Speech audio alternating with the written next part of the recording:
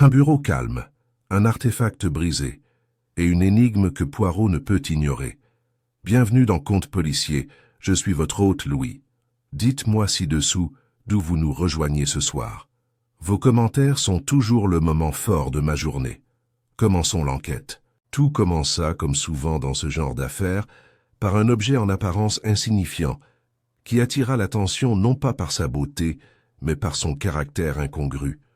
La soirée était exceptionnellement chaude pour une fin d'automne. Dans le Surrey, à l'Archmoor Hall, un élégant manoir légèrement défraîchi niché dans la banlieue verdoyante de Guildford, une petite réunion avait été organisée pour fêter l'anniversaire de Lady Constance Warbeck. Femme à l'allure aristocratique et aux principes inébranlables, elle avait choisi de s'entourer d'un cercle de connaissances soigneusement sélectionné. Sa famille, de vieux amis, un ou deux associés, et une jeune femme plutôt à la mode, qui, selon les ragots, était une dame de compagnie rémunérée dotée d'un regard particulièrement perçant. Le dîner avait été formel et sobre, exactement comme Lady Constance l'aimait. Argent poli, lumière tamisée des bougies, tintement discret des verres en cristal, et sous tout cela une tension si palpable qu'on aurait pu l'attendre entre les branches du lustre.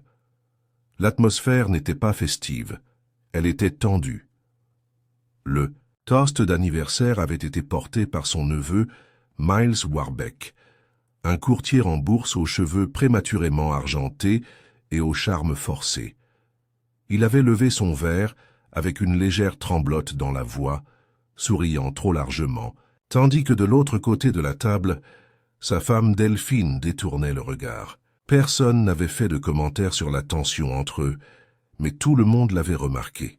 C'est dans le salon, peu après que le brandy eut été servi, que la petite figurine en porcelaine avait été remarquée, posée négligemment. Sur la cheminée, c'était une petite chose étrange. Une silhouette vêtue d'une robe orientale, impassible et pâle, les petites mains jointes en signe de prière ou de supplication.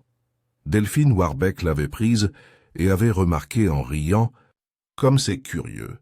Je ne me souviens pas avoir vu cela auparavant. » Lady Constance avait tourné lentement la tête. Cela appartenait à Grégory. Il l'avait rapporté de Pékin, il y a des années. Il y eut alors un silence. Grégory Warbeck, le frère cadet de Constance, était mort dans des circonstances mystérieuses à Shanghai près de 10 ans auparavant. L'affaire n'avait jamais été évoquée en bonne compagnie. Avant que quiconque puisse répondre, un bruit sourd retentit dans le couloir. C'était Hammond, le majordome, qui avait découvert le corps Anthony Bremer, conseiller juridique de Lady. Constance et amie de longue date de la famille, gisait étendue au pied du grand escalier, le cou tordu dans une position grotesque. Un bras était plié sous lui. Dans son autre main, serré même dans la mort, il tenait un morceau de velours déchiré brodé de fils d'or. Delphine poussa un cri. Quelqu'un fit tomber un verre. Hammond recula, les mains tremblantes. Lady Constance ne bougeait pas. L'inspecteur Buller de la police locale arriva dans l'heure qui suivit. C'était un homme compétent, qui ne manquait pas de diligence, mais qui se fiait aux traces de cirage, aux marques de frottement et aux estimations de l'heure du décès. Il qualifia rapidement l'incident de chute tragique, probablement dû à un faux pas après avoir bu trop de brandy. Mais Poirot, bien sûr, pensait autrement. Il n'était pas présent à la fête. Il ne connaissait pas Lady Constance personnellement. Mais le destin, ou plutôt une demande de dernière minute de Scotland Yard pour une consultation discrète sur une affaire sans rapport dans la ville voisine de Dorking, l'avait amené à proximité. Et le lendemain matin, il reçut une courte note manuscrite livrée en main propre. L'écriture était délicate, féminine et impossible à identifier. Un homme est mort à l'Archmoor Hall. Ce n'est pas un accident. La figurine est un message. Venez discrètement. Poirot, dont le sang de l'ordre et l'intuition dansaient souvent ensemble, comme de vieux amants, trouva impossible d'ignorer cette note. Il partit pour l'Archmoor à midi. Alors que son taxi franchissait les grilles en fer et suivait l'allée sinueuse, il ajusta ses gants avec un soin méticuleux. Monsieur Bremer, un homme de loi.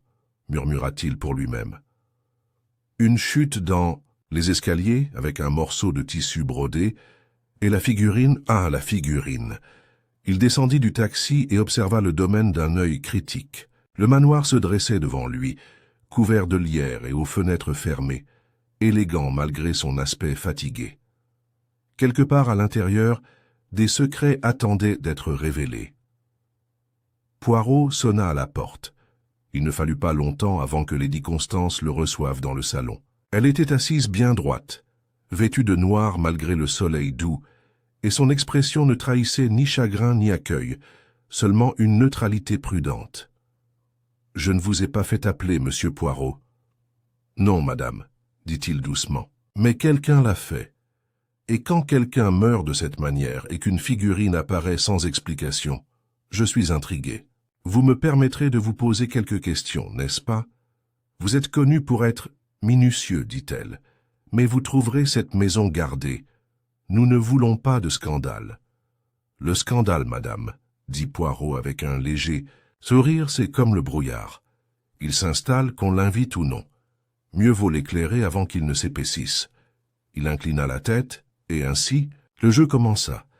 Derrière les rideaux tirés et les silences polis, une toile avait été tissée, faite de jalousie, d'héritage, d'amour oublié et de reliques orientales aux compartiments secrets. Mais Poirot, guidé par la logique et la psychologie, allait démêler les fils. Il verrait non seulement ce qui était devant lui, mais aussi ce qui manquait, et il commencerait, comme toujours, par les gens. Car derrière chaque crime, il y a un mobile, et derrière chaque mobile, un cœur taille. Le salon de l'Archmoor Hall avait la particularité de paraître à la fois intime et intimidant. Il n'était ni trop grand ni trop modeste, mais les riches boiseries en acajou, les épais tapis turcs et les imposants portraits à l'huile qui fixaient les murs donnaient une impression de solennité, celle d'un lieu où les secrets n'étaient pas seulement murmurés, mais institutionnalisés. Poirot se tenait près de la cheminée, les mains jointes derrière le dos, les yeux parcourant la pièce avec une patience clinique. Il avait demandé, avec l'accord réticent de lady Constance, que toutes les personnes présentes le soir du décès de M. Bremer soient réunies. Son ton avait été doux mais inflexible. Il n'accusait pas encore, il observait simplement. Les uns après les autres, ils entrèrent. Lady Constance Warbeck resta assise près de la fenêtre, aussi rigide qu'une statue sculptée dans la fierté. À 72 ans, elle était l'élégance incarnée. Ses cheveux gris étaient relevés en un chignon parfait, et elle portait le deuil comme un uniforme dont elle avait hérité à la naissance. Elle ne fit aucun commentaire, ne salua personne, se contentant d'un signe de tête froid lorsque son neveu et sa nièce arrivèrent. Miles Warbeck, grand et prématurément grisonnant, avait l'air d'un homme qui passait plus de temps devant le miroir qu'à converser. Il avait l'allure raffinée d'un mondain professionnel, avec ses poignets de chemise sur mesure et son sourire facile qui ne rehachait pas ses yeux. Sa voix, lorsqu'il parlait, était toujours un peu trop chaleureuse. Delphine, sa femme, entra après lui avec une légère hésitation dans la démarche. Elle avait peut-être 10 ans de moins que lui, tout au plus la trentaine, et avait l'assurance de quelqu'un qui sait depuis longtemps qu'il est observé. Elle portait un chemisier en soie ivoire et une jupe bleu marine, et chacun de ses mouvements trahissait une retenue acquise à force de pratique, à l'exception de ses yeux. Ceux-ci révélaient une fragilité et une agitation sous leur apparence calme. Vint ensuite le docteur Theo Willoughby, le médecin du village et ami de longue date de la famille. Il portait un manteau en tweed et sentait légèrement le tabac à pipe. Ses mains, bien que propres, portaient les traces d'années passées parmi les flacons de médicaments et les corps malades. Il regarda Poirot avec le scepticisme poli d'un homme qui considérait que le véritable savoir se trouvait dans les livres d'anatomie, et non dans la psychologie. Mademoiselle Anneliese Venn, la dame de compagnie de lady Constance, était assise avec élégance sur le bord d'un fauteuil bas. Elle n'était pas anglaise, mais elle avait vécu suffisamment longtemps en Angleterre pour adopter les intonations et les coutumes du pays. Mince aux traits fins, avec des yeux beaucoup trop observateurs pour quelqu'un qui n'était censé être là que pour tenir compagnie, elle adressa à Poirot un sourire aux lèvres pincées et ne dit rien. Ses mains, délicates et veinées, reposaient immobiles sur ses genoux. Enfin, M. Edwin Mayfield, un associé financier de Miles et, selon les dires, invité pour le week-end, fit son apparition. Il avait le rire franc d'un homme qui n'aimait guère les subtilités.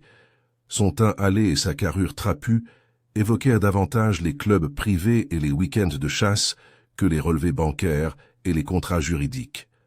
Il s'inclina, légèrement en entrant, serra fermement la main de Poirot, puis prit place avec un soupir exagéré. Poirot laissa un moment le silence régner dans la pièce avant de prendre la parole. « Monsieur Bremer est mort dans des circonstances tragiques, » dit-il d'une voix basse mais sonore. « Les autorités parlent d'un accident, mais comme j'ai été invité ici, officieusement et anonymement, je dois envisager la possibilité que sa mort ne soit pas accidentelle. » Un murmure parcourut le groupe comme une vague. Miles s'éclaircit la gorge. Delphine s'agita sur sa chaise. Seule Lady Constance resta immobile. Poirot se tourna lentement, le regard fixé sur la cheminée.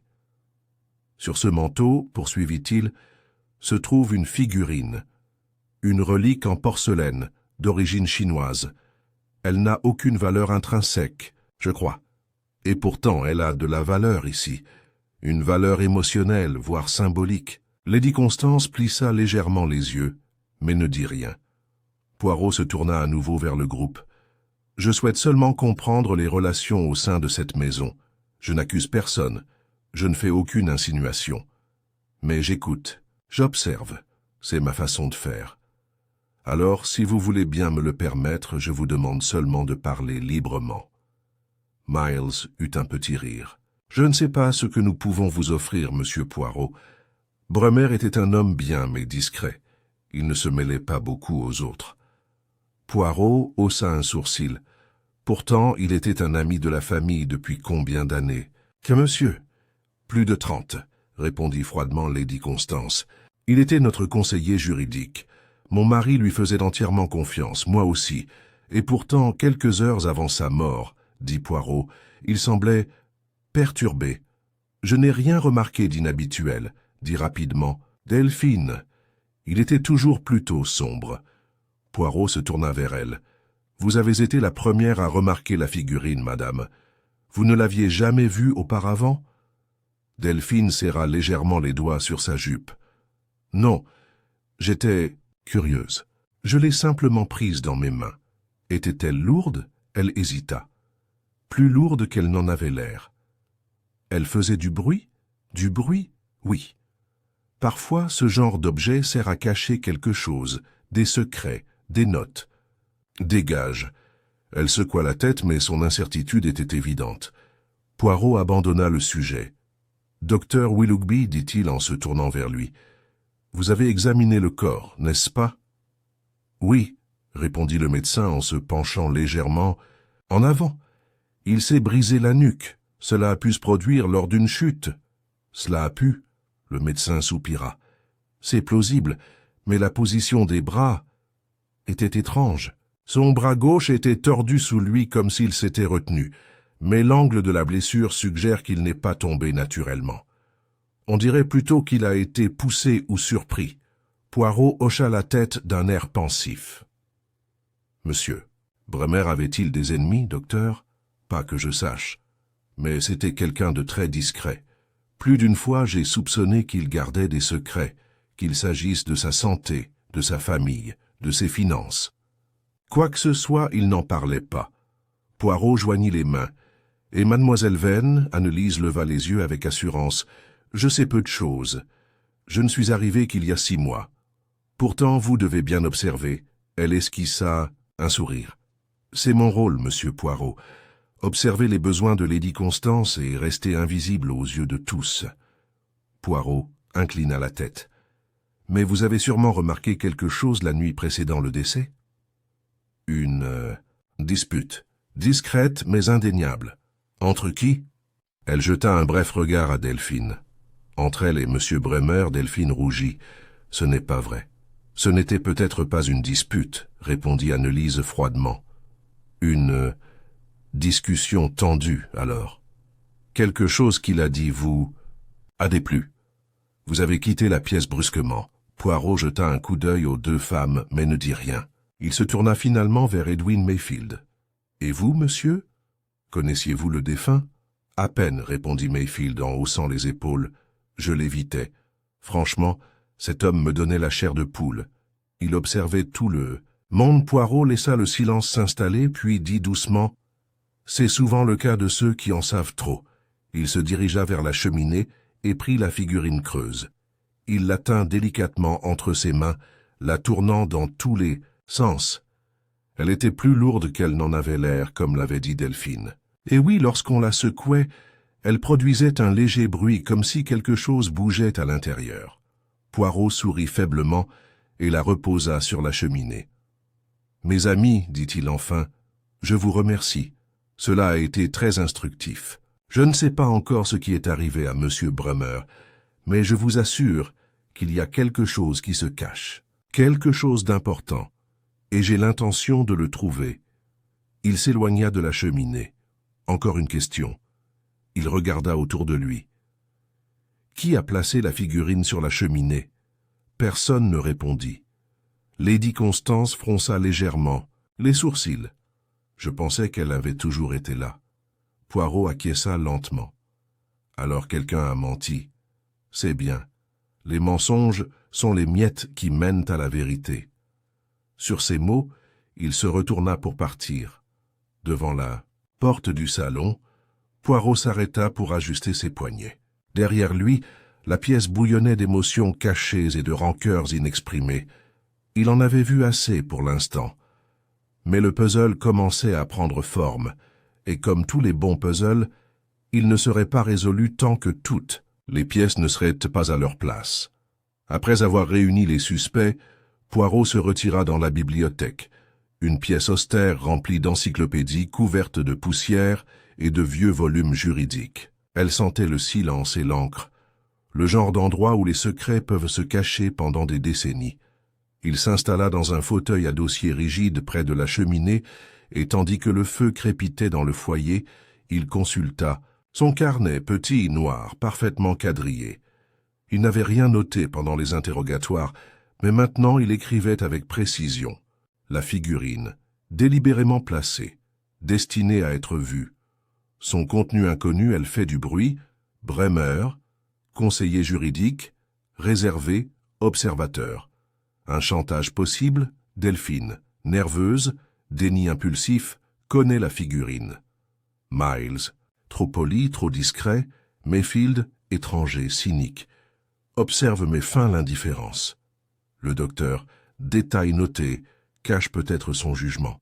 Mademoiselle Venn, dangereuse, intellect silencieux, observe tout. Lady Constance, masque autoritaire. Que cache-t-elle? Poirot rangea son carnet dans la poche intérieure de sa veste. Il avait déjà demandé qu'on lui serve le thé, préparé à 3 heures précises, pas 1 minute avant, et il en prit une gorgée, approuvant d'un signe de tête la ponctualité de la femme de chambre. Il ne s'attendait pas à ce que la vérité se révèle dans des aveux spontanés. Non, non, ce serait incivilisé.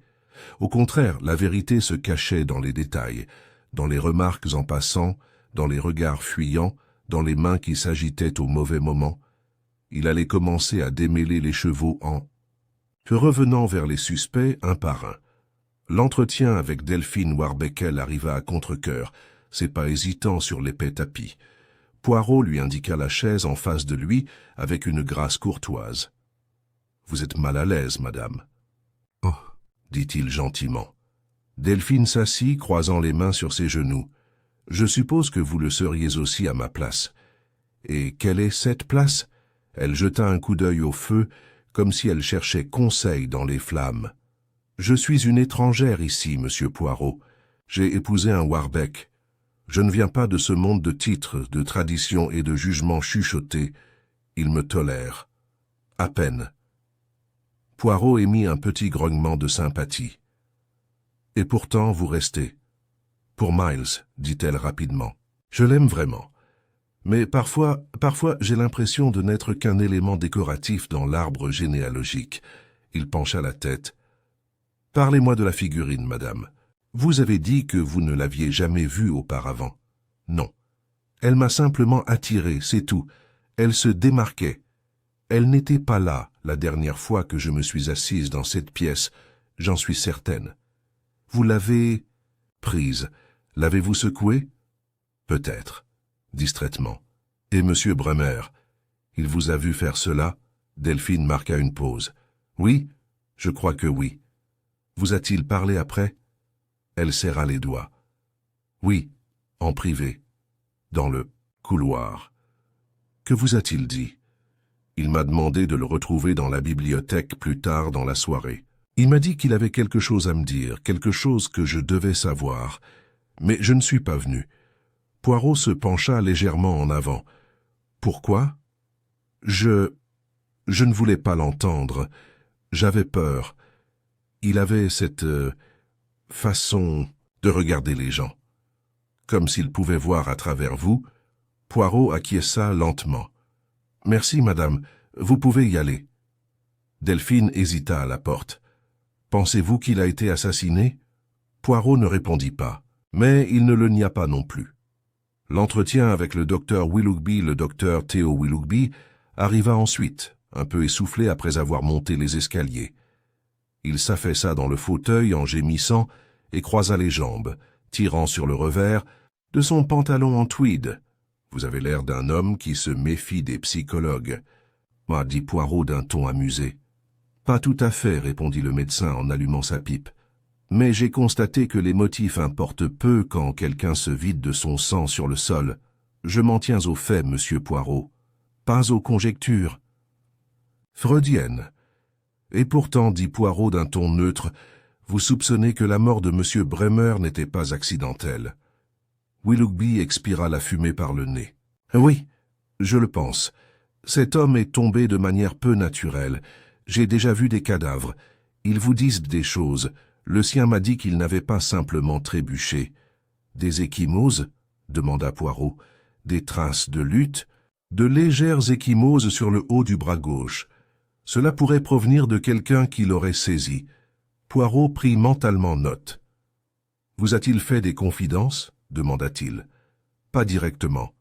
Mais il m'a demandé, la semaine dernière, si d'anciennes blessures de guerre pouvaient ressembler aux premiers signes d'une maladie neurologique. Curieux. En effet. Il semblait également préoccupé. Il disait qu'il ne se sentait pas en sécurité, que quelqu'un dans la maison lui cachait quelque chose. A-t-il dit qui? Willoughby secoua la tête. Pas de nom, juste des ombres. Poirot se cala dans son fauteuil. Et vous n'en avez parlé à personne? Qui me croirait? Dans cette maison, tout le monde pense que je ne suis qu'un charlatan qui soigne la goutte et signe des certificats de décès. Merci, docteur.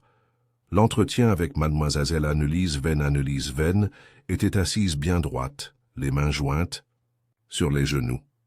Je crois comprendre que vous avez été témoin d'une dispute, dit Poirot. Oui, entre madame Warbeck et monsieur Bremer. Qu'ont-ils dit? Je n'ai pas entendu tous les mots, mais il a parlé de vérité due, et elle a répondu « Ce n'est pas votre place ». Elle avait l'air effrayée. Lui, il avait l'air déterminé. Et puis elle est partie, oui, et il l'a regardée partir presque tristement. Poirot examina attentivement son expression. « Mademoiselle, quel est votre rôle ici, en réalité ?» Elle cligna des yeux. « Je suis sa compagne. » Et sa confidente? Elle hésita. Lady Constance se confie très peu. Mais j'observe, j'écoute. Il y a quelque chose qui ne tourne pas rond dans cette maison, monsieur Poirot. Quelque chose de vieux et d'enfoui. Et soupçonnez-vous quelqu'un? Elle sourit faiblement. Tout le monde.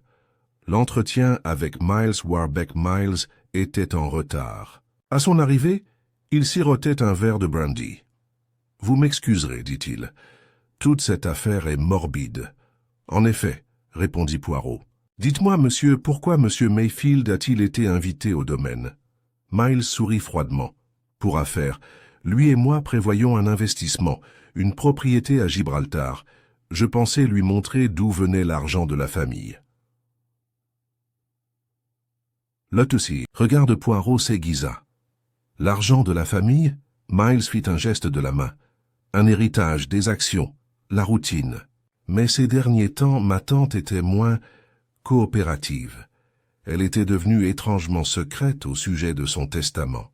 « Ah, dit Poirot. Et c'est Monsieur Bremer qui s'occupe de ses affaires? » « Oui, c'était lui. »« S'est-il opposé à vos projets? » Miles hésita. Disons qu'il n'était pas enthousiaste. Poirot sourit. « Et maintenant, il est silencieux. » Miles fronça les sourcils. « Insinuez-vous quelque chose, Monsieur Poirot? » « Je n'insinue rien. Je constate simplement qui profite de ce silence. » L'entretien avec Edwin Mayfield haussa les épaules lorsqu'on l'interrogea sur les événements. Je ne connaissais pas Bremer. Je ne l'aimais pas. Il avait ce sourire narquois des avocats, toujours à agir comme s'il connaissait une clause qui allait ruiner votre vie. Lui avez-vous parlé ce soir-là? Non.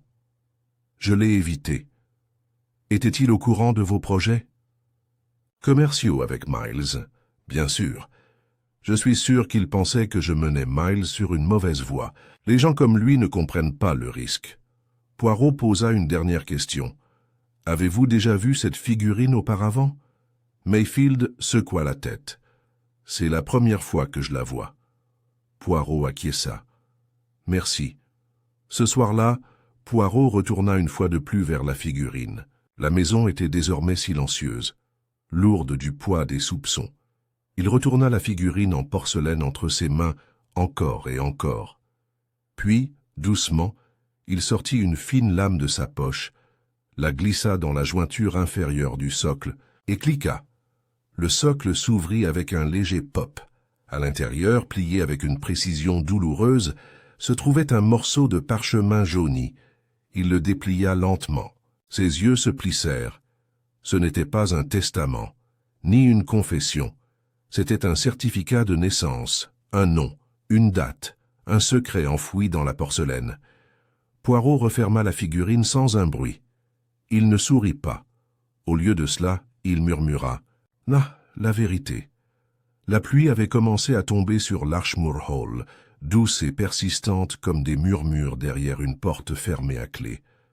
Les fenêtres de la bibliothèque vibraient légèrement dans leur cadre sous l'effet du vent, mais Poirot restait immobile, solitaire, plongé dans ses pensées. Devant lui, sur une table d'appoint poli, reposait la figurine creuse, désormais soigneusement remontée. Pour un œil non averti, elle semblait inchangée. Mais Poirot savait mieux que quiconque. Son secret avait été révélé. Le parchemin, désormais rangé en sécurité dans la poche intérieure de son gilet, portait un nom auquel il ne s'attendait pas. Il ne mentionnait pas seulement une naissance, mais aussi un mensonge enfoui sous une décennie de silence. Il n'avait pas l'intention d'en révéler le contenu pour l'instant. Pas avant d'avoir compris pourquoi il avait été caché dans la porcelaine. Pas avant d'avoir compris qui était au courant et qui le craignait. Et tandis qu'il attendait que la tempête passe et que la vérité se dévoile, le destin lui apporta sa première avancée décisive. Elle lui fut littéralement servie sur un plateau d'argent. Une lettre, une découverte âme. Forsyth, la gouvernante, apparut en milieu de matinée avec une feuille de papier pliée. « Elle a été trouvée dans l'armoire à linge, Monsieur Poirot, dit-elle. Une des femmes de chambre l'a rapportée. Elle était cachée derrière une pile de couvertures d'hiver. J'ai pensé que vous deviez la voir. » Poirot prit délicatement le papier. L'écriture était indubitable, précise, droite, inflexible. Bremer. « S'il m'arrive quelque chose, occupez-vous des Warbeck. La vérité se trouve dans la figurine, et quelqu'un sait ce que j'ai trouvé. Je ne fais pas confiance à Mayfield. Il est trop impatient. Et Delphine, elle n'est pas ce qu'elle semble être. Il y a quelque chose de faux dans son chagrin. Un mensonge est au cœur de cette famille. Abbé. » Poirot relut la lettre 2 fois, puis une troisième.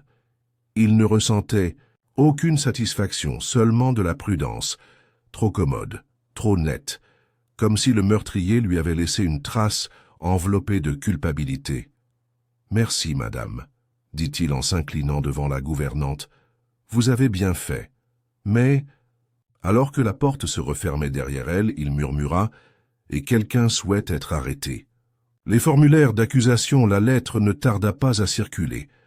L'inspecteur Buller, rappelé au domaine à la demande de Poirot, était maintenant assis, le front plissé, un cigare qu'il n'allumait pas à la bouche. « Eh bien, dit enfin l'inspecteur, cela pointe clairement vers Mayfield. La victime l'a nommé sans détour. C'est suffisant pour l'arrêter. » Poirot haussa un sourcil. « Assez pour le placer en détention, oui. Mais pour le condamner? Non. Un nom seul ne fait pas justice, inspecteur. C'est le mobile qu'il faut examiner, ainsi que l'opportunité. Il a les deux. Mais bien sûr, mais d'autres aussi.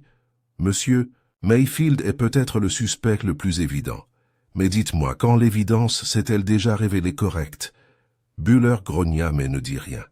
Poirot se leva. Je dois reparler à Mayfield. Mais cette fois-ci, différemment.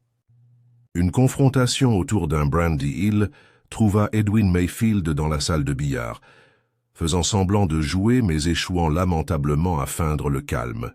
La queue tremblait dans sa main. Les boules restaient obstinément immobiles. « Ça, monsieur Mayfield, » dit Poirot en entrant d'un pas léger.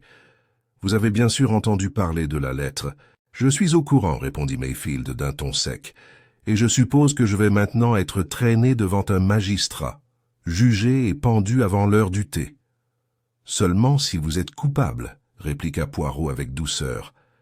Mayfield eut un rire amer. « Cette lettre est un coup monté, Poirot. Elle sent la manipulation à plein nez. Je n'avais aucune raison de tuer Bremer. Non? Et pourtant, vous aviez tout à gagner des investissements de Miles. Et c'est toujours le cas. Bremer aurait pu désapprouver, mais il n'aurait pas pu l'empêcher, à moins que Lady Constance ne revienne sur son soutien. » Poirot s'approcha. Peut-être avait-il l'intention de le faire. Peut-être avait-il découvert quelque chose à votre sujet, quelque chose de peu flatteur. Alors pourquoi écrire une note vague et la cacher derrière une pile de linge comme une écolière romantique? Je vais vous dire pourquoi, parce que quelqu'un voulait qu'elle soit trouvée. Vous suggérez que vous êtes victime d'un coup monté. Oui, et je ne serais pas surpris que ce soit Delphine. Ah, encore Madame Warbeck. Mayfield ricana. Elle joue un jeu plus long que nous tous. Ne vous laissez pas tromper par sa voix douce. Elle est ambitieuse. Et elle déteste être la parente pauvre. Poirot inclina la tête. « Merci. Vous avez été très expressif. Les soupçons se portent ailleurs. Delphine vint trouver Poirot de son propre chef cet après-midi-là, visiblement agité. « Je sais ce qu'ils disent, » dit-elle en faisant les 100 pas devant la cheminée, comme un oiseau pris au piège dans un salon. « Ils pensent que je cache quelque chose, que j'étais impliqué.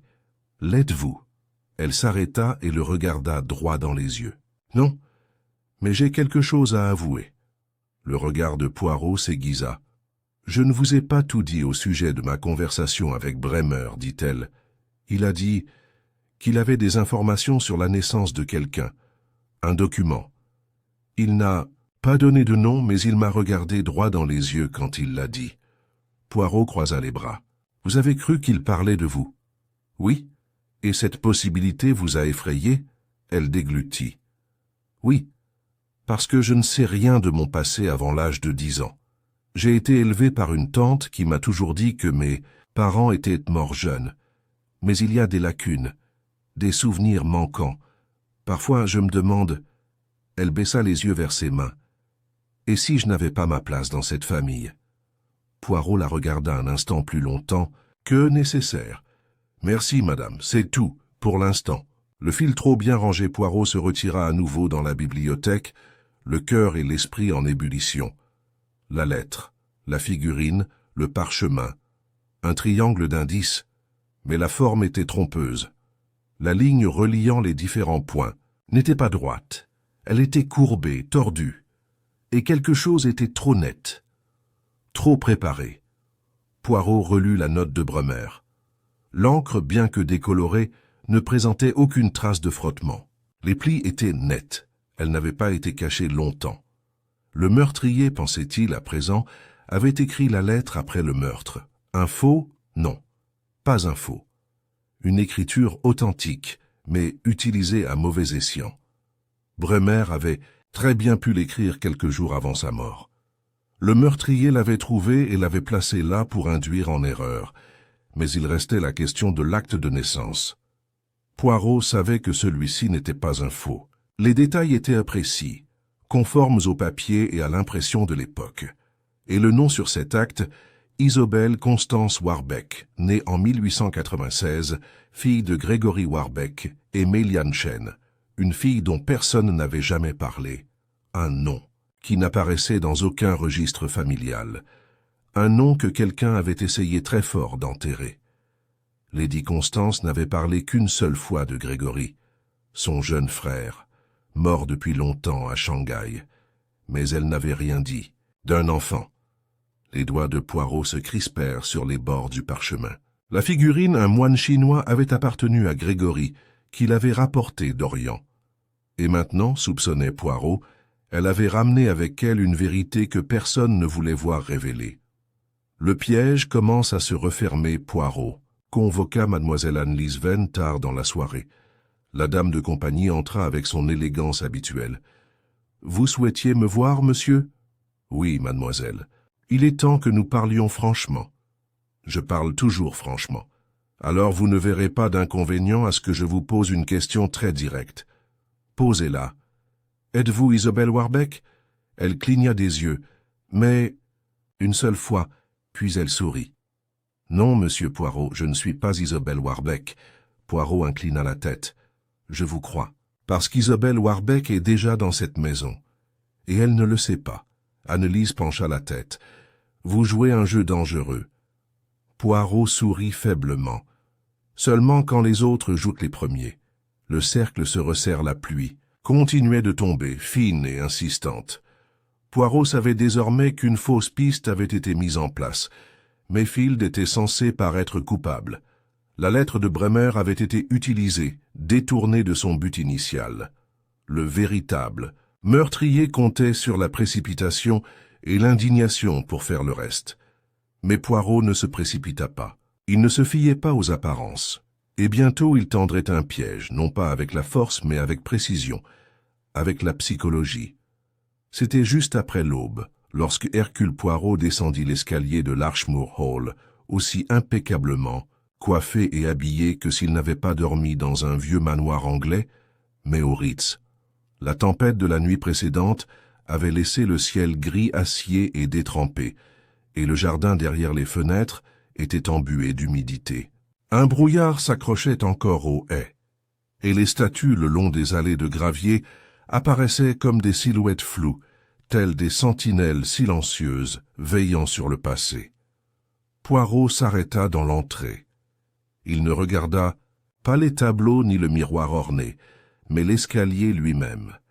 Il descendit lentement, les yeux plissés, observant chaque détail, la hauteur des marches, l'absence de tapis, la légère inclinaison de la rampe en laiton. En bas, à l'endroit où Anthony Bremer était tombé, il s'accroupit doucement, avec précision. Le plancher présentait ici un léger creux, presque imperceptible. « Une imperfection », murmura-t-il, dans une maison où la perfection est une religion. Il resta là un moment avant de se redresser et d'épousseter sa manche. Il était temps de provoquer la vérité pour qu'elle se révèle, pas avec des accusations. Pas avec la force, mais avec la peur. Le piège du petit déjeuner Lady Constance insistait pour que le petit déjeuner soit servi à 8 heures précises dans la véranda, qu'il pleuve, qu'il y ait un scandale ou un meurtre. Ainsi, tandis que le personnel préparait le thé et les toasts, la maisonnée se rassembla une fois de plus dans une courtoisie glaciale. Poirot entra le dernier, prit place près de la fenêtre et, avec une précision chirurgicale, lâcha une seule phrase lourde dans le silence. « J'ai écrit au ministère des Affaires étrangères, » dit-il d'un ton conversationnel en beurrant son toast. Quelques demandes discrètes concernant les biens de la famille Warbeck à Shanghai. Des archives fascinantes, en particulier celles relatives à la succession de M. Gregory Warbeck et à ses relations personnelles. Les fourchettes s'arrêtèrent, en plein mouvement. Delphine leva brusquement les yeux. Annelise se figea, sa tasse de thé à mi-hauteur. Miles se tortillait, mal à l'aise. Seule Lady Constance restait impassible. Poirot poursuivit d'un ton presque désinvolte. « Eh bien, sur ce genre d'affaires, lorsqu'elles concernent des héritiers cachés, deviennent assez délicates. Surtout lorsqu'elles sont liées à un héritage. » Lady Constance lui lança un regard. « Monsieur Poirot, insinuez-vous qu'il y a une illégitimité dans notre famille ?»« Je n'insinue rien, madame, » répondit-il avec aisance. « Je découvre, il y a eu un long silence tendu. Puis Miles eut un rire sec. « Eh bien, il semble que nous allons être jugés pour des indiscrétions coloniales. C'est très moderne. »« Des indiscrétions ?» demanda Poirot en haussant un sourcil. « Je n'ai fait allusion à rien d'inapproprié. Mais vous, monsieur, semblez impatient de le définir ainsi. » Delphine fixa son mari, le visage impassible. Poirot plia lentement sa serviette. « La vérité, messieurs et mesdames, a du poids, même lorsqu'elle est enfouie. Surtout lorsqu'elle est enfouie. » Sur ces mots, il se leva et quitta la pièce, laissant derrière lui un sentiment de malaise, comme la fumée d'un cigare dans un rideau. Conversation privée et loyauté changeante. Peu après, Poirot trouva mademoiselle Annelise Venn dans la bibliothèque. Elle était en train de lire, mais ses yeux n'avaient pas quitté la même page depuis plusieurs minutes. « Vous saviez pour Isobel ?» dit Poirot sans préambule. Annelise leva les yeux, le visage impassible. « Je m'en doutais. Vous avez été amené ici pour observer, mais aussi pour protéger, n'est-ce pas ?» Elle hésita. « Lady Constance m'a fait venir il y a 6 mois, » admit-elle, peu après avoir reçu un colis contenant des documents de l'ancien avocat de son frère à Hong Kong. Elle ne m'a jamais dit ce qu'il contenait, mais quelque chose a changé. Elle est devenue renfermée, inquiète. Et elle vous a engagé ? Pour l'aider à gérer ses affaires, m'a-t-elle dit, mais je pense qu'elle voulait une gardienne, quelqu'un de discret. Poirot acquiesça. Et Bremer, peut-être en savait-il plus qu'il ne le laissait paraître. Peut-être avait-il des copies de ce qu'elle avait reçu. Quoi qu'il en soit, il est mort peu après que la figurine ait été exposée au public pour la première fois. Poirot croisa les mains derrière le dos. Et si je vous disais que la figurine contenait un document prouvant la naissance d'un enfant, Isobel Warbeck, la fille de Gregory, que diriez-vous? Je dirais que vous devriez surveiller de près tous les occupants de cette maison, en particulier ceux qui ont quelque chose à perdre. Poirot esquissa un sourire. « Mademoiselle, je ne détourne jamais le regard. » Le chat et la souris avec Delphine plus tard dans l'après-midi, Poirot invita Delphine à se joindre à lui pour une promenade dans le jardin. Elle hésita, jetant un coup d'œil au gravier détrempé et à ses chaussures cirées, mais finit par accepter. Ils marchèrent en silence au début, la brume les enveloppant comme un voile.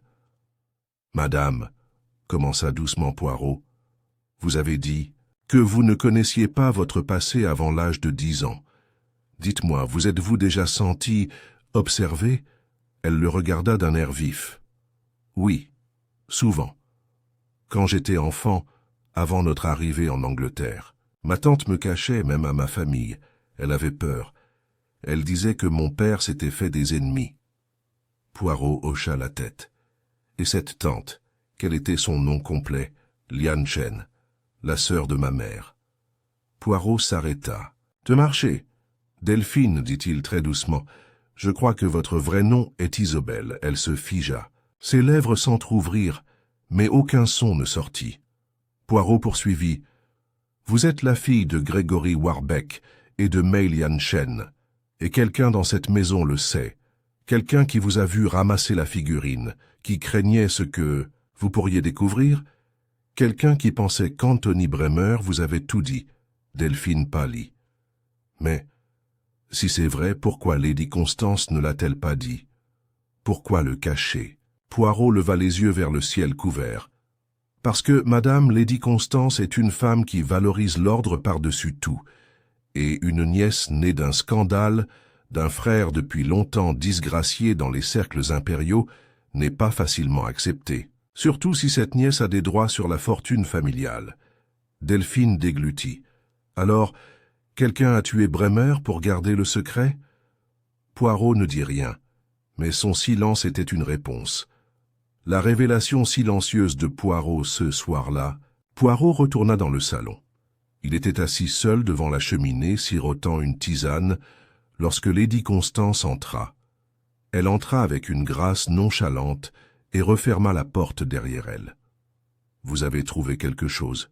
dit-elle.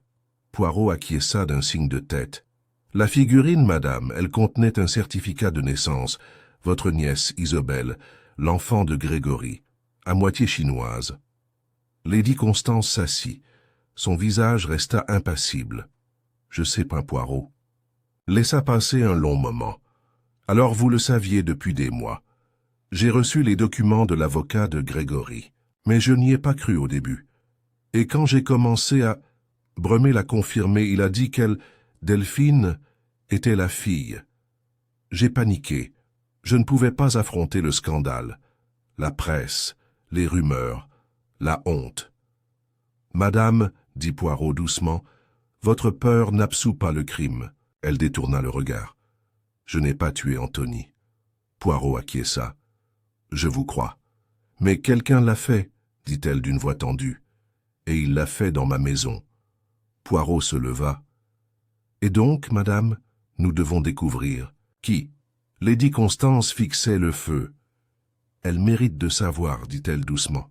Delphine, si elle est bien Isobel, elle mérite la vérité. » Poirot s'arrêta à la porte. « Elle le mérite, madame, dit-il, mais d'abord elle mérite que justice soit faite. » Une graine de panique à la tombée de la nuit, la maison avait changé. Les couloirs n'étaient plus seulement majestueux, ils étaient vigilants. Le calme de Poirot avait suscité quelque chose de plus dangereux que la colère, la peur. Une panique silencieuse, tapie sous les visages de ceux qui croyaient autrefois détenir le pouvoir. Miles s'en prit à un valet. Annelise resta dans sa chambre. Delphine tremblait lorsqu'elle parlait, et dans l'ombre Poirot observait, car désormais la partie avait changé. Le tueur ne se contentait plus de se cacher. Le tueur l'observait à son tour. Et Poirot, toujours, maître dans l'art du miroir psychologique, sourit dans le silence. Le lendemain matin, le calme qui régnait était si inhabituel qu'on aurait dit que l'air même de Larchmoor Hall avait été mis en sourdine. Une fine brume s'accrochait aux avant-toits du manoir, flottant le long des haies et dérivant sur les pelouses durcies par le gel comme un souffle retenu trop longtemps. Poirot était déjà réveillé, assis à un bureau dans la chambre d'amis qui lui avait été attribuée. L'encre de son stylo avait à peine séché depuis les notes prises la veille au soir, mais ses pensées étaient loin d'être apaisées. Malgré ses efforts pour provoquer une réaction, pour attirer le tueur en révélant le secret du certificat de naissance, il n'y avait eu ni attaque, ni confrontation, ni confession. Au lieu de cela, il n'y avait que le silence. Et le silence, pour Hercule Poirot, était le son le plus dangereux qui soit. Il se leva, traversa la pièce et ajusta sa cravate avec un soin méticuleux. Ce faisant, il jeta un coup d'œil dans le miroir du couloir, puis vers la porte. Il avait la nette impression d'être observé. L'alarme est donnée, il était un peu plus de 8 heures lorsque le cri retentit. Une femme de chambre, jeune, les yeux écarquillés et au bord de l'évanouissement, fit irruption dans la salle à manger où Poirot terminait sa tisane matinale en compagnie de l'inspecteur Buller. Elle pouvait à peine parler. Ses mains tremblaient si violemment que le plateau qu'elle portait tomba bruyamment sur le sol. « Dans la serre, monsieur » halta-t-elle. « Mademoiselle Vane, elle... Oh mon Dieu, elle ne bouge plus. » Poirot et l'inspecteur se levèrent d'un bond. En quelques instants, ils marchaient d'un pas rapide sur les allées de gravier qui menaient derrière le manoir, passant devant un cadran solaire usé par les intempéries et une tonnelle de roses. Fanée, jusqu'à la serre, une petite structure vitrée qui servait autrefois à cultiver des orchidées. La porte était entr'ouverte, À l'intérieur, l'humidité les enveloppa comme un châle humide. Les vitres étaient striées de condensation, et l'air était chargé d'une odeur de terre et de pétales en décomposition. Et là, près du mur du fond, gisait le corps d'Anneliese Venn. Elle était couchée sur le côté, à demi retournée, comme si elle essayait de se relever. Son expression était figée dans un étrange mélange de surprise et de compréhension. À proximité, un pot en terre cuite était tombé et s'était brisé, répandant de la terre sur les carreaux. Bühler s'accroupit près du corps et vérifia son pouls. Il secoua la tête d'un air sombre. « Encore chaud », murmura-t-il. « Morte depuis moins d'une demi-heure. Aucune blessure apparente. » Poirot, quant à lui, ne regardait pas le corps. Il scrutait la serre, ses yeux s'attardant sur les empreintes de pas humides, les feuilles éparpillées, les tiges brisées d'une fougère en pot. Il s'agenouilla à côté d'un parterre d'orchidées à moitié détruit et ramassa un petit objet, une épingle à cheveux en argent, délicatement gravée. Il la leva à la lumière, puis la glissa soigneusement dans sa poche. Ceci, dit Poirot à voix basse, n'était pas un geste impulsif. C'était prémédité. Bühler leva les yeux. « Vous pensez qu'elle a été assassinée ?» Poirot acquiesça. « Oh, oui, mademoiselle Venn avait des secrets, peut-être plus que n'importe lequel d'entre eux, et maintenant elle est silencieuse, tout comme Bremer. » La réaction de la maison, la nouvelle du deuxième décès, se répandit comme une traînée de poudre dans l'Archmoor Hall. Lady Constance l'accueillit avec un stoïcisme glacial, seul le tremblement de sa tasse de thé trahissant son choc. Miles jura à voix haute dans le bureau, reprochant à Poirot d'avoir aggravé le danger par sa présence. Delphine, pâle et désorientée, s'agrippa au dossier d'une chaise et murmura « Ils sont éliminés. » Un par un. Seul Mayfield, appelé depuis ses appartements, semblait visiblement secoué. Il alluma une cigarette de main tremblante. « Que diable se passe-t-il ici » murmura-t-il. « D'abord Bremer. Maintenant cette femme ? Que savait-elle donc ?» Poirot ne répondit pas immédiatement. Il observait tout le monde, chaque signe de peur, chaque haussement d'épaule trop désinvolte, chaque regard qui se tournait vers le couloir puis revenait. Un tueur se trouvait parmi eux. Et maintenant cela ne faisait plus aucun doute. Les calculs silencieux de Poirot, de retour dans la bibliothèque, Poirot reconstitua la séquence des événements. Bremer meurt. Une lettre impliquant Mayfield est trouvée, ce qui est trop commode. Mais cette lettre a probablement été placée là après sa mort. Delphine est révélée, peut-être à son insu, comme étant Isobel Warbeck, l'héritière légitime cachée depuis son enfance. Une menace pour le droit ou le statut de quelqu'un. Puis Anneliese Venn est tuée. La compagne, l'observatrice, elle savait quelque chose. Poirot ferma les yeux. Mademoiselle Venn n'avait pas d'ennemis ici, murmura-t-il. Pas de fortune à hériter. Pas d'autorité à exercer. Et pourtant elle meurt. Il ouvrit les yeux aussi vifs que des pierres de silex. Elle meurt parce qu'elle a vu. Il se souvint de ses paroles. Il y a quelque chose de pourri dans cette maison. Quelque chose de vieux et d'enfoui. Elle avait failli mettre le doigt dessus, trop près. Un interrogatoire intime Poirot rechercha Delphine une fois de plus. Elle se trouvait dans le salon, regardant distraitement la brume. « Monsieur Poirot, dit-elle lorsqu'il entra, je crois que je perds la tête. »« Non, madame, dit-il doucement, vous ne perdez pas la tête, mais quelqu'un veut vous le faire croire, il. » Lui tendit la barrette en argent. Elle la prit lentement, le front plissé. C'est celle d'Anneliese. Elle la portait tous les jours. Elle a été trouvée près de son corps. Delphine tressaillit. Poirot poursuivit. « Vous en a-t-elle parlé ?»« Seulement par bribes. Elle m'a dit qu'il y avait des histoires, venant de Chine. À propos de Grégory. À propos de la façon dont sa fille avait été cachée après sa mort. Elle soupçonnait que c'était moi. Je ne voulais pas la croire. A-t-elle mentionné quelqu'un qui la menaçait ?» Delphine hésita. Pas directement, mais hier soir, elle m'a dit qu'elle allait affronter quelqu'un. Elle n'a pas voulu dire qui. Les yeux de Poirot s'assombrirent. Elle était trop intelligente pour mourir accidentellement. Reconstitution de la scène, Poirot retourna à la serre tard dans l'après-midi, seul. Il se déplaçait lentement, délicatement. L'air était désormais chargé de silence, comme si la pièce elle-même était en deuil. Il contourna le pot brisé, s'accroupit à nouveau et appuya légèrement sa main sur le carrelage humide. Une légère trace. Du sang, invisible à première vue, s'était mélangé à la terre, un coup violent. Il examina l'étagère au-dessus du parterre d'orchidées. Un arrosoir manquait. Il parcourut la serre de long en large et le trouva derrière un rideau de vigne, à moitié caché, à l'intérieur, de l'eau tachée de sang. Poirot se redressa, la bouche serrée, une arme improvisée mais placée là délibérément après coup. Caché. Le tueur avait pris son temps. Calme. Maîtrisé. Ce n'était pas un crime commis dans la panique. C'était méthodique, personnel. Une autre conversation avec Miles Poirot trouva Miles dans la salle de musique en train de siroter un deuxième scotch. « Vous détestiez Bremer », commença Poirot sans préambule. Miles haussa les épaules. « C'est lui qui me détestait.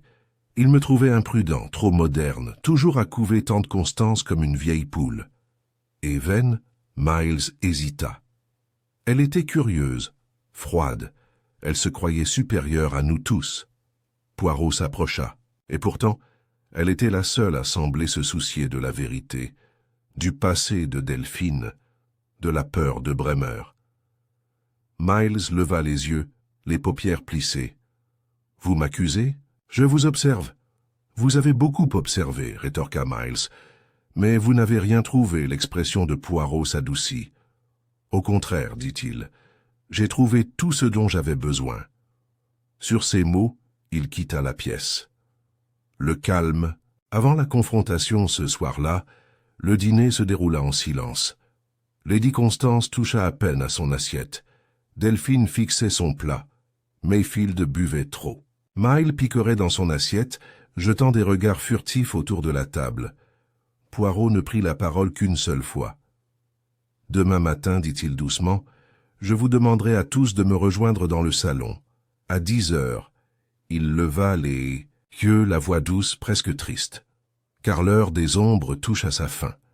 Il n'était pas encore 10 heures lorsque Hercule Poirot prit place dans le salon de l'Archmoor Hall, bien que le feu fût déjà allumé et que les chaises fussent disposées en demi-cercle autour de la cheminée. Il se tenait debout devant celle-ci, les mains jointes derrière le dos, l'image même du calme et du silence.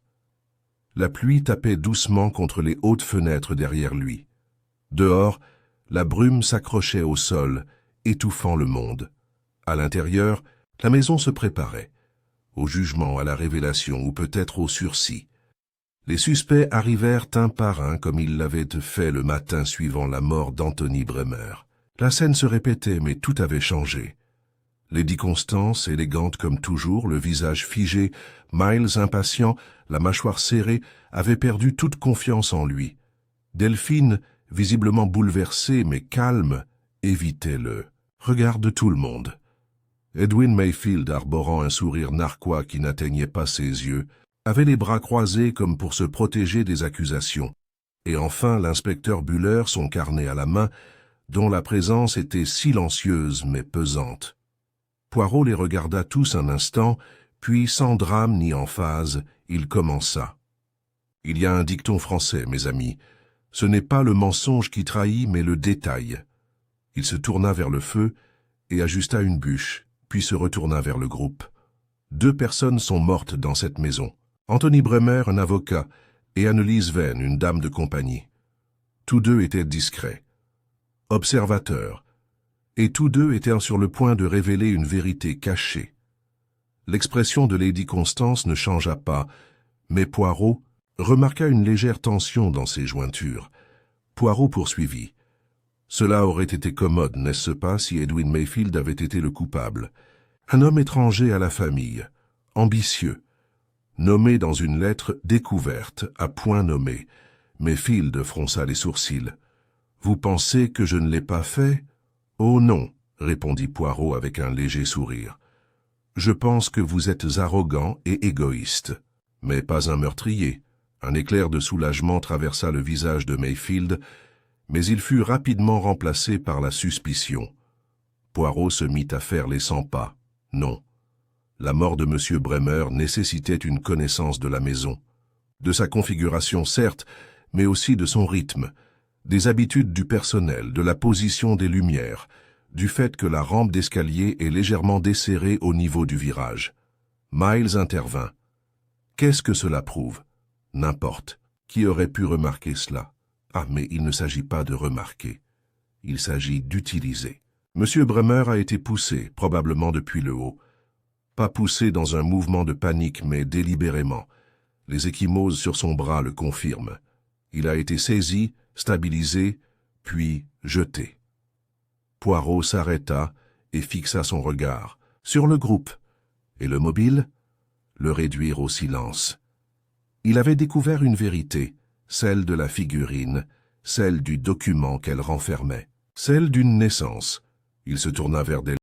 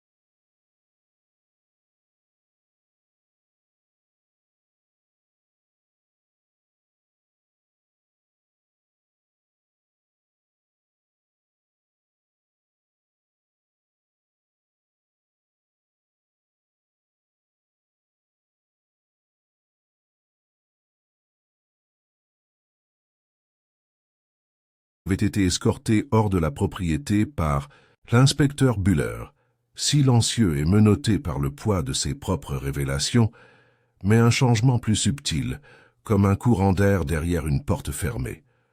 La tension qui régnait dans le manoir avait laissé place à quelque chose de plus calme, de plus lourd, le remords, le genre de remords qui pèse non seulement sur les actes, mais aussi sur les omissions. Il s'accrochait particulièrement à Lady Constance.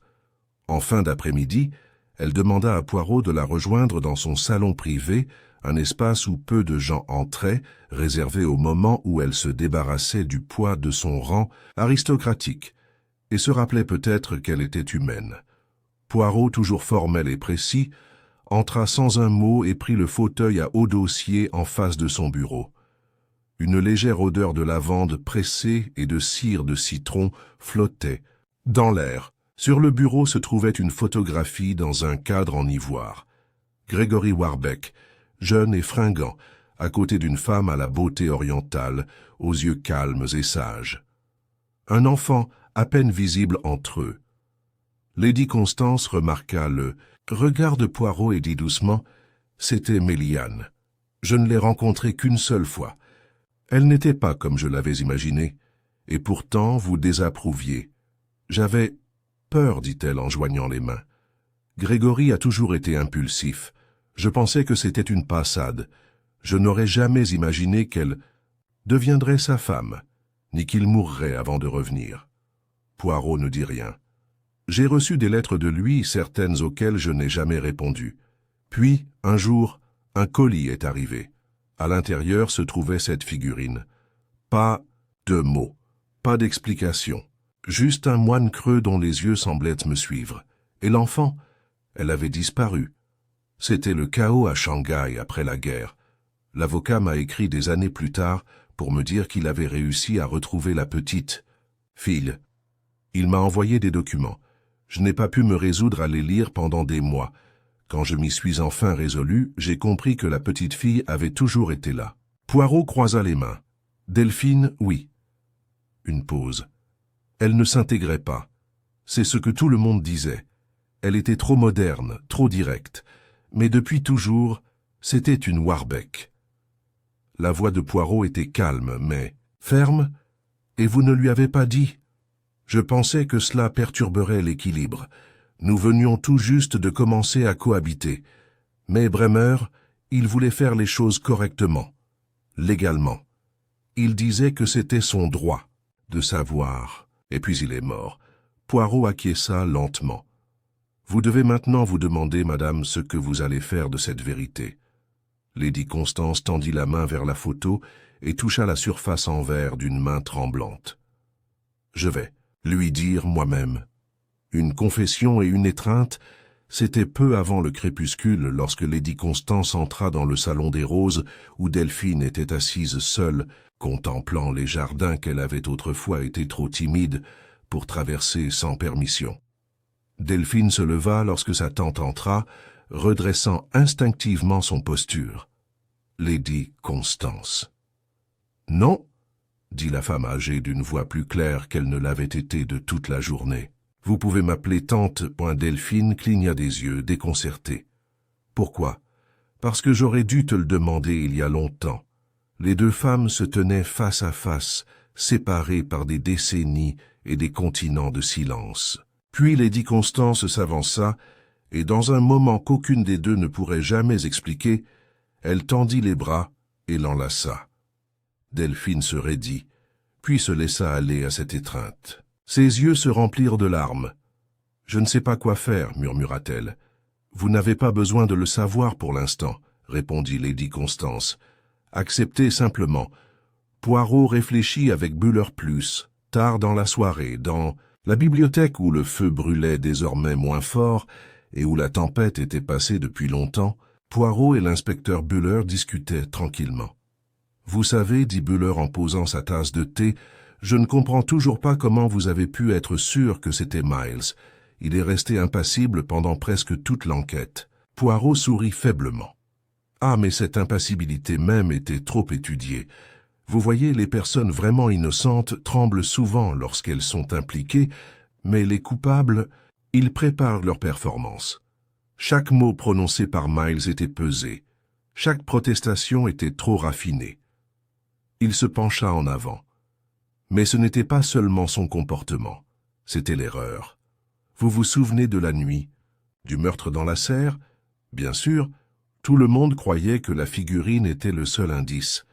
Mais Miles a commis une erreur. Il a fait référence au certificat de naissance avant que je ne révèle son existence. Seule une personne qui s'était introduite dans ma chambre ou qui avait intercepté le parchemin pouvait être au courant. Sans oublier le fait que mademoiselle Venn a écrit qu'elle avait vu quelqu'un quitter ma chambre tôt ce matin-là, son témoin silencieux. Fowler siffla doucement. Vous lui avez tendu un piège et il est tombé droit dedans. Poirot acquiesça solennellement. Mais cela a eu un coût. 2 personnes sont mortes. Un héritage a failli être perdu. C'est un prix élevé, inspecteur. Même pour la justice. Le mystère est résolu le lendemain matin. Alors que le soleil perçait enfin le voile de brume qui enveloppait l'Archmoor Hall depuis plusieurs jours, Poirot se préparait à partir. Après avoir fait ses valises avec une précision chirurgicale, il fit un dernier arrêt dans le salon.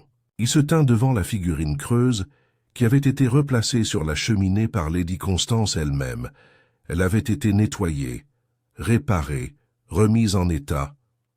Poirot s'accorda un moment de réflexion silencieuse.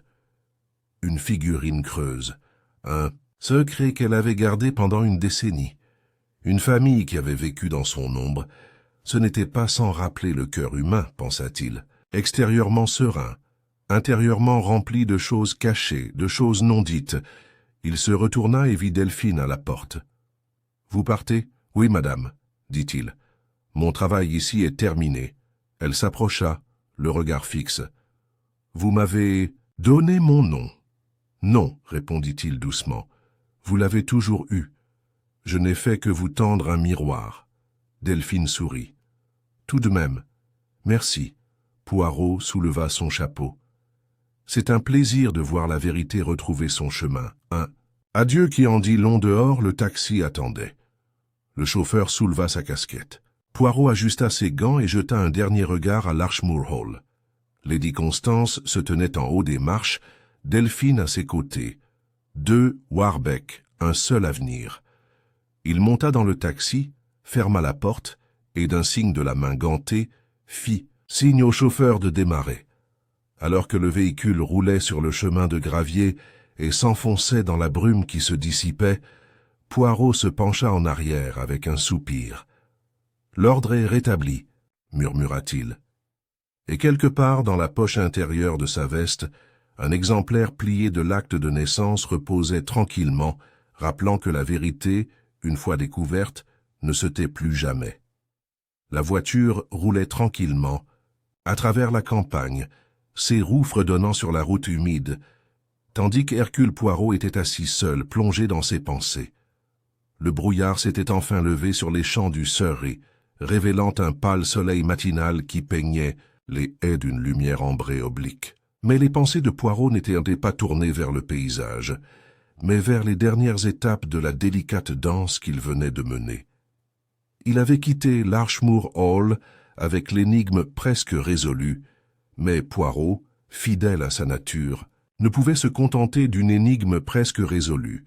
Chaque fil devait être noué, chaque contradiction devait être aplanie.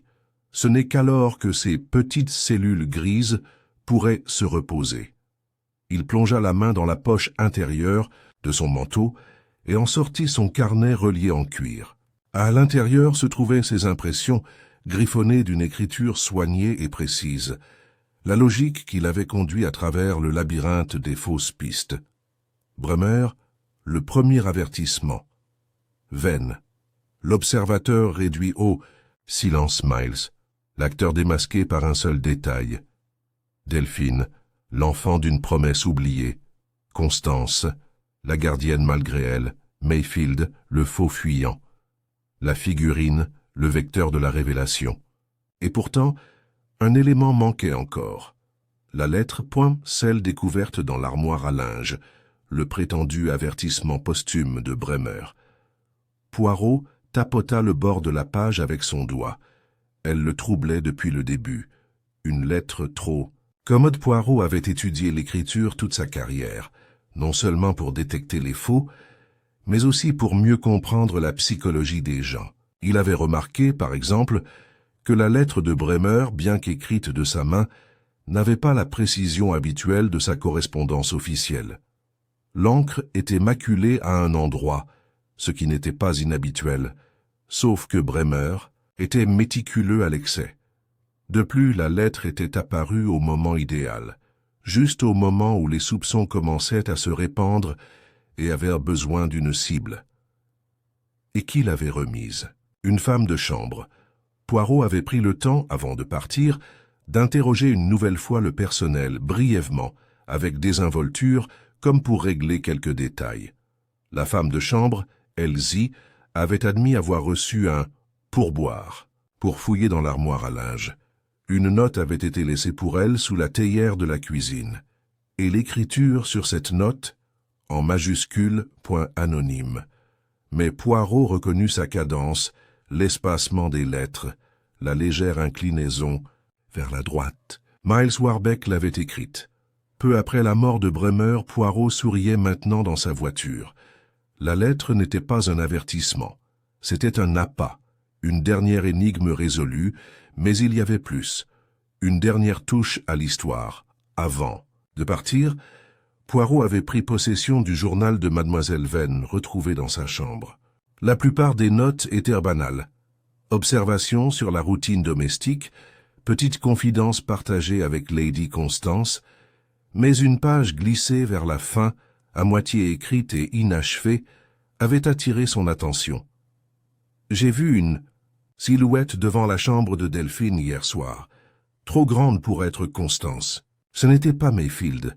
Elle bougeait lentement, silencieusement. Elle observait la porte. Pourquoi ne fais pas confiance? La phrase était inachevée, mais Poirot en comprit le sens. Miles n'avait pas seulement réduit Bremer et Mademoiselle Venn au silence. Il avait également envisagé de se débarrasser de Delphine. Peut-être craignait-il qu'elle ait déjà découvert la vérité. Ou peut-être craignait-il ce qu'elle deviendrait si elle la découvrait. Mais quelque chose l'avait arrêté. Un dernier soupçon de conscience, ou la prise de conscience que trop de morts ne ferait que resserrer l'étau. Peu importait désormais. Ce qui importait, c'était que le schéma s'était révélé. Pas seulement un schéma d'action, mais un schéma psychologique. La culpabilité cherche toujours à contrôler. Et lorsque le contrôle commence à lui échapper, la culpabilité frappe à nouveau, d'abord pour dissimuler, puis pour détruire. Une visite à Scotland Yard de retour à Londres, Poirot se rendit discrètement à Scotland Yard. L'inspecteur Boller l'accueillit dans une salle de conférence sans caractère particulier, où des dossiers étaient soigneusement rangés et où le thé était déjà servi. « J'ai reçu votre message, » dit Buller. « Je voulais vous montrer quelque chose. » Il tendit un dossier à Poirot. Le rapport du médecin légiste sur Mademoiselle Venn, des ecchymoses compatibles avec un coup porté à la base du crâne, un objet contondant, et, écoutez bien, des particules, minuscules d'argent et de terreau incrustées dans la blessure. Poirot acquiesça. Le bec de l'arrosoir Buller se pencha en arrière. « Vous aviez raison. Encore une fois. » Poirot sourit modestement. Il suffit d'observer ce que les autres, négligents. « Mais vous aviez également raison au sujet de l'acte de naissance, » ajouta Buller. « Nous l'avons vérifié auprès de l'ambassade à Hong Kong. Il est authentique. Gregory Warbeck a bien épousé Mei Lian Chen et Delphine est leur fille. »« Et Lady Constance ?» demanda Poirot. « Elle a engagé un nouvel avocat. La succession sera modifiée en conséquence. Discrètement, bien sûr. Elle ne souhaite pas de scandale. » Poirot laissa passer un moment de silence. « La justice, mon ami, » dit-il doucement, « n'est pas toujours bruyante. Parfois, elle arrive comme une ombre qui se lève, ou un nom rendu à son propriétaire légitime. » Une lettre de Delphine. Quelques semaines plus tard, alors que la neige commençait à recouvrir les rues de Londres, Poirot reçut une lettre postée depuis Larchmoor Hall. L'écriture était nouvelle mais assurée. « Cher monsieur Poirot, je ne vous écris pas en tant que Delphine Warbeck, mais en tant qu'Isobel. J'ai pris ce nom provisoirement, mais avec détermination. Lady Constance m'a demandé de rester à Larchmoor et j'ai accepté. Elle dit qu'elle est trop vieille pour changer, mais je ne la crois pas. Je pense qu'elle veut changer. La maison est plus calme maintenant, plus sereine. Le personnel rit à nouveau et je me promène dans les jardins sans me demander si j'ai ma place ici. Je voulais que vous sachiez que la vérité que vous m'avez révélée ne m'a pas accablé, elle m'a libéré. Avec toute ma gratitude, Isobel Warbeck. Poirot plia délicatement la lettre. Un sourire effleura ses lèvres. La figurine creuse revisitée est ainsi, tout fini comme tout avait commencé, avec une figurine creuse reposant silencieusement sur une cheminée. Un objet autrefois rempli, de secrets désormais vides, mais Poirot, comme toujours, voyait plus loin. La figurine n'était pas seulement une cachette, c'était une métaphore, un réceptacle suffisamment grand pour contenir une vérité longtemps enfouie, fragile à l'extérieur, solide à l'intérieur, comme la famille Warbeck, comme le cœur humain. Il se tenait dans son appartement de Whitehaven Mansion, contemplant les rues enneigées, la figurine temporairement en sa possession comme pièce, à conviction. « Mon cher ami, dit-il avec amusement, vous avez provoqué toute une tempête et pourtant vous n'êtes que de la porcelaine. » Comme prévu, la figurine ne répondit pas. Poirot se retourna, les mains derrière le dos. Il faut toutefois respecter le rôle, même minime, de chaque objet dans le grand théâtre de la tromperie. Il lui jeta un dernier regard, puis, d'un geste décidé, il la remit dans sa boîte.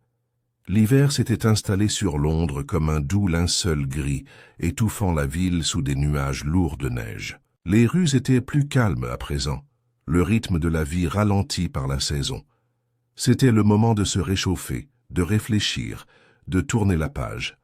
À Whitehaven Mansion, Hercule Poirot était assis dans son salon bien ordonné, une tasse de chocolat chaud refroidissant sur la table à côté de lui, et un feu projetant une lueur chaleureuse sur la cheminée en laiton poli. Un mince ruban de vapeur s'échappait de la tasse, intacte, tandis qu'il fixait pensivement les flammes. L'affaire de la figurine creuse était close, mais l'esprit de Poirot, si attentif aux détails, aux contradictions et aux motivations, ne se reposait jamais vraiment. Même dans le calme, il examinait l'écho des événements, les retournant doucement dans son esprit comme les facettes d'une pierre précieuse. Justice avait été faite. Mais Poirot savait que la justice n'était pas toujours une épée. Parfois, c'était un scalpel, et parfois elle laissait des cicatrices même lorsqu'elle guérissait. Le destin de Miles Warbeck avait avoué les deux crimes. La couronne accepterait probablement un plaidoyer de culpabilité pour homicide involontaire dans le cas d'Anneliese Venn, mais le meurtre d'Anthony Bremer était prémédité, sans ambiguïté et sans équivoque. Son procès avait été bref, mais non sans rebondissement. Poirot y avait assisté, bien sûr, non par devoir, mais pour s'assurer que la vérité qu'il s'était efforcé de révéler ne serait pas déformée ou mal comprise dans le cadre froid et rituel d'une salle d'audience. Miles n'avait montré aucune émotion lorsque la sentence avait été prononcée. La prison à vie. Mais Poirot avait remarqué quelque chose dans son attitude, quelque chose de fragile et d'étrangement soulagé. Pour un homme qui s'était autrefois enveloppé de charme et de privilèges, cette révélation avait apporté une étrange forme de liberté. Le poids des mensonges, de la jalousie, de la rancœur et de la peur avait enfin disparu de ses épaules. « Monsieur Warbeck, avait dit Poirot à voix basse après l'audience, vous n'êtes pas né meurtrier, mais vous êtes devenu un meurtrier. » Miles avait alors levé les yeux, non pas d'un air provocateur, mais avec un regard vide. Et cela, monsieur Poirot, est la plus grande malédiction. L'héritage de Gregory Warbeck de retour à Larchmoor Hall, le changement commençait à s'opérer entre les murs anciens. L'avocat désigné pour remplacer Bremer, un homme calme et réfléchi du nom de monsieur Armitage, avait confirmé la légitimité des documents relatifs à la naissance de Delphine. Son nom avait été officiellement rétabli, Isobel Constance May Warbeck. Poirot sourit faiblement en répétant le nom dans sa tête. Pas Delphine, pas simplement un accessoire social, mais le pont vivant entre deux mondes, britannique et chinois, passé et présent, secret et révélé. Lady Constance, bien que toujours réservée, avait tenu sa promesse. Isobel avait été accueillie non seulement comme un membre de la famille, mais aussi comme l'héritière d'une partie du domaine, co-signataire des fondations caritatives créées de longue date par la famille Warbeck, et avait même reçu le bureau de son père. Elle écrivit à nouveau à Poirot peu après le règlement des affaires juridiques. « J'ai commencé à parcourir les papiers de mon père, ceux que tante Constance avait conservés. Il y a des journaux, des croquis et des lettres de Shanghai dont je ne soupçonnais pas l'existence. C'est comme si je le rencontrais à travers ses propres mots. J'ai également découvert une enveloppe scellée portant la mention « Pour ma fille, si jamais elle est retrouvée ». À l'intérieur, il y avait une seule phrase « N'aie jamais peur de ton nom, mon enfant. Il est tien et il est fort. » J'ai pleuré en lisant cela, non pas de tristesse, mais de gratitude. Poirot avait plié la lettre et l'avait placée dans une petite boîte en cèdre avec quelques autres souvenirs, témoins d'affaires non seulement résolues, mais aussi mémorables. Le retour de la figurine creuse la figurine elle-même, le mystérieux moine dont le cœur creux avait porté un secret pendant 10 ans avait été rendu à l'Archmoor Hall. Pas sur la cheminée du salon, où elle était exposée comme une simple curiosité, mais dans une petite alcôve du bureau d'Isobel à côté d'une photo de Gregory Warbeck, et Mei-Lian Chen-Poirot avait pris soin de la faire livrer, accompagnée d'une brève note écrite de sa main. « Ne le cachez plus, mademoiselle, mais soyez témoin. Vous n'êtes plus caché, et votre vérité non plus. H.P. » Elle resterait là non plus comme un réceptacle de secrets, mais comme un symbole de rédemption. Une dernière conversation, c'est lors d'une promenade tranquille dans la galerie de Scotland Yard que Poirot et l'inspecteur Buller eurent leur dernière conversation sur l'affaire. L'inspecteur l'avait invité à dîner, un geste rare de la part de cet homme habituellement réservé, et Poirot avait accepté avec son élégance habituelle. Alors qu'il passait devant des coupures de journaux encadrés relatant des affaires célèbres résolues, Bailey prit la parole. « Vous savez, Poirot, je me demande parfois combien de vérités nous avons enterrées simplement parce qu'elles étaient trop inconfortables à regarder. » Poirot marqua une pause, les mains jointes derrière le dos. « C'est la faiblesse éternelle du cœur humain, mon ami. Nous craignons le bouleversement plus que nous ne valorisons l'honnêteté. Mais le bouleversement est le germe de la transformation. De lui naissent une nouvelle vie et une nouvelle clarté. » Buller esquissa un demi-sourire. « Vous auriez dû être philosophe. » Poirot tapota sa tempe. « Non, un philosophe accepte le doute. Je ne m'occupe que de certitude. » Ils restèrent silencieux un moment, puis se séparèrent en se serrant fermement la main. La conclusion, silencieuse de Poirot de retour chez lui, Poirot s'accorda enfin un rare plaisir. Il s'installa dans son fauteuil près de la cheminée et ouvrit un petit journal relié en cuir qui lui appartenait, non pas pour y consigner des preuves ou des déductions, mais pour y noter ses réflexions. Il écrivit lentement, délibérément. L'Archmoor Hall, un lieu chargé d'histoire, hanté non pas par des fantômes, mais par le silence. Le crime.